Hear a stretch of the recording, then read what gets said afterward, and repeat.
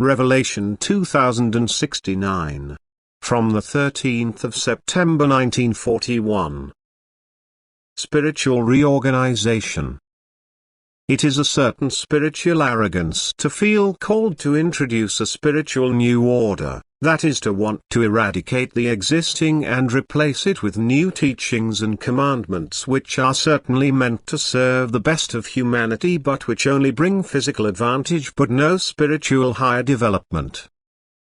This is indisputably an influence of evil power, for this plan is directed against God and against divine teaching, and anyone who acknowledges it is likewise subject to that power, otherwise he would recognize the will directed against God by the fact that the divinity of Jesus Christ is denied. Christ brought salvation to the world, and if he is denied, the world will fall back into the state of spiritual darkness it was in before.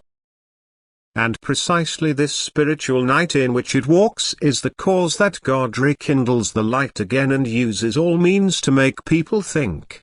For it is spiritual darkness to presume or approve of wanting to improve something which God let come to earth through Jesus Christ.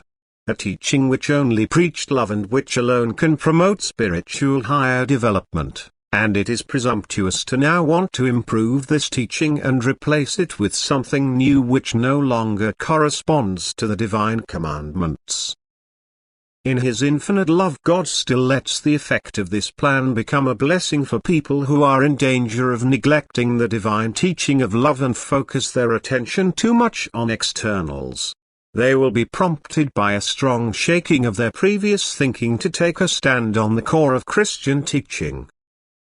They can easily give away what is taken away from them as long as they have faith in Jesus' divinity within themselves and thus also adhere to his teaching, which only has love as its guiding principle. Therefore, even those measures which are taken in order to bring about the downfall of something existing will only serve to deepen faith, although this is not the intention of those who enact such measures. But the externals are worthless, and therefore they should not be mourned. This only leads to clarification of the innermost feelings, it leads to reflection and can thus be a blessing for those who are lukewarm. Nevertheless, the intention behind the plan is reprehensible. To feel called to bring about a spiritual upheaval is a lack of humility and thus also a lack of knowledge, as long as some earthly advantage is to be achieved through it.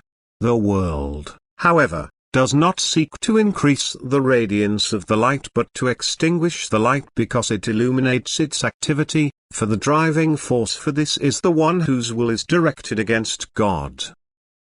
Amen.